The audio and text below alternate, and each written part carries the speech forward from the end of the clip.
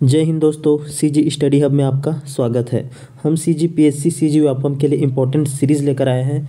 अगर आप इस साल का पीएससी तथा व्यापम में जितने भी एग्ज़ाम होने वाले हैं अगर देना चाहते हैं तो आपको यह वीडियो ज़रूर देखना चाहिए। तो शुरू करते हैं। हमारा पहला प्रश्न है, महामाया मंदिर किसके शासनकाल के दौरान बनाया गया था? इसका आंसर देखकर आप कमेंट कर सकते हैं। इसका सही आंसर है ऑप्शन ए, रत्नदेव प्रथम। महामाया मंदिर रत्नदेव प्रथम के शासनकाल के दौरान बनाया गया था। हमारा अगला प्रश्न, 1870 से 1900 तक रायपुर जिले में निम्नलिखित में से कौन सा संगठन स्थापित हुए? लिटरेरी एवं scientific association, Malini reading club, Chhattisgarh बाल समाज, कवि समाज। इसका सही आंसर है ऑप्शन ए, 1, 2, 3, 4 चारों संगठन स्थापित किए गए थे। हमारा अगला प्रश्न, कर्णेश्वर मेला किस स्थान में लगता है?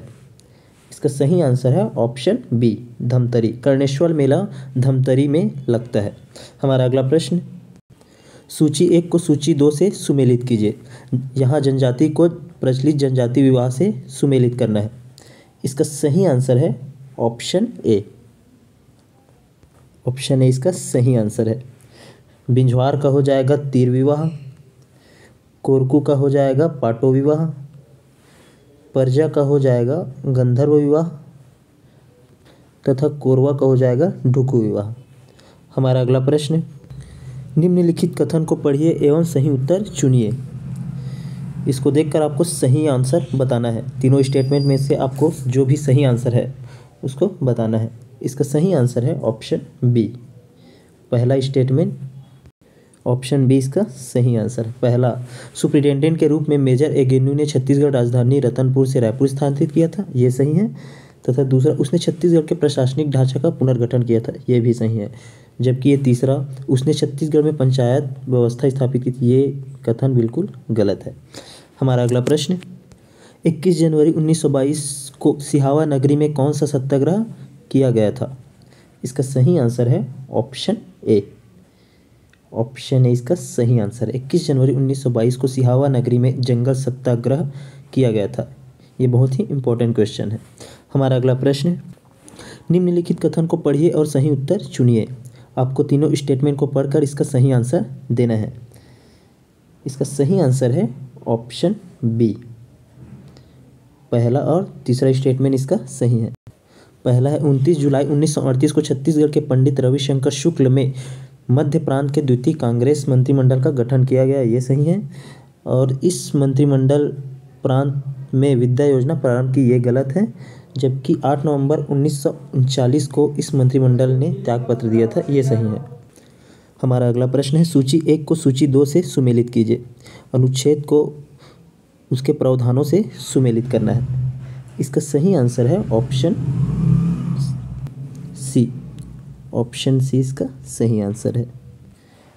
ए का हो जाएगा पंचायतों का कार्यकाल, ई का 243 जी का हो जाएगा पंचायतों की शक्ति तथा 243 आई का हो जाएगा राज्य वित्तीय आयोग का गठन तथा जे का हो जाएगा पंचायत लेखाओं की परीक्षा।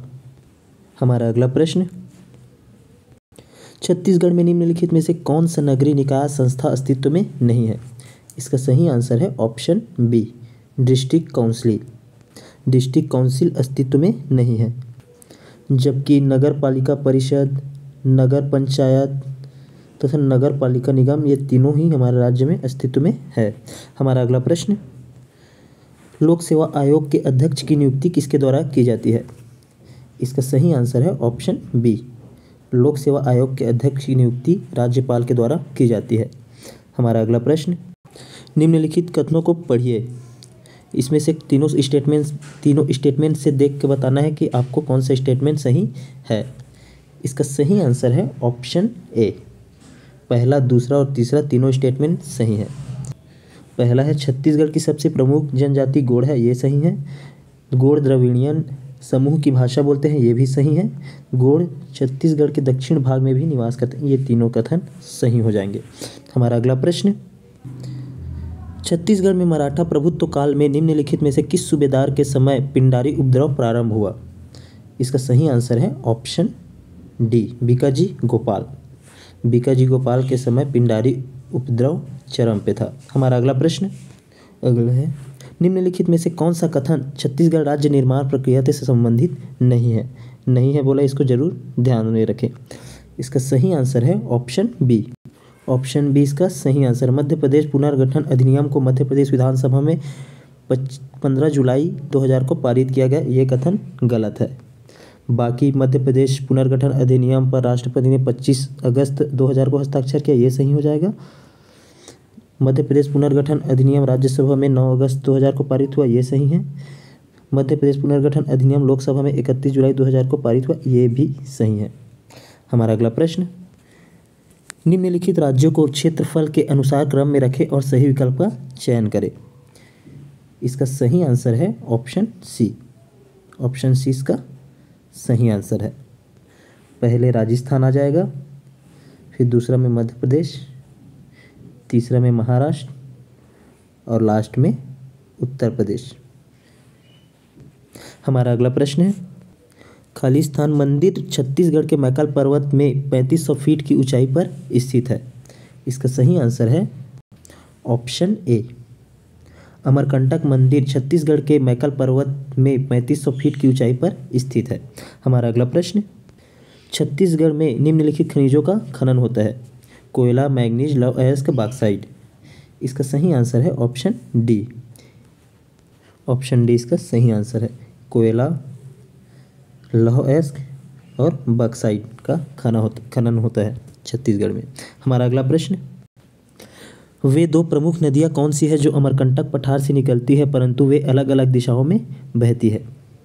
इसका सही आंसर है ऑप्शन सी, नर्मदा और सोन। ये दोनों नदियाँ हैं जो अमरकंटक पठार से निकलती है परंतु वे अलग अलग दिशाओं में बहती है। हमारा अगला प्रश्न, निम्नलिखित में से हनालगट्टा स्मृति स्तंभ कौन से अनुसूचित जनजाति बनाते हैं?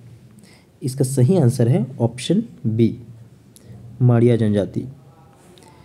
हमारा अगला प्रश्न हमारा अगला है, छत्तीसगढ़ परिचय नामक पुस्तक के लेखक कौन है?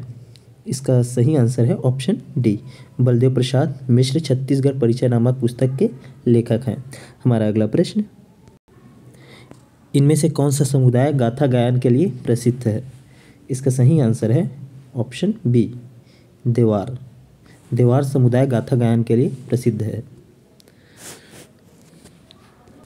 आप कमेंट करके बता सकते हैं कि हमारा यह इम्पोर्टेंट सीरीज़ आपको कैसा लगा।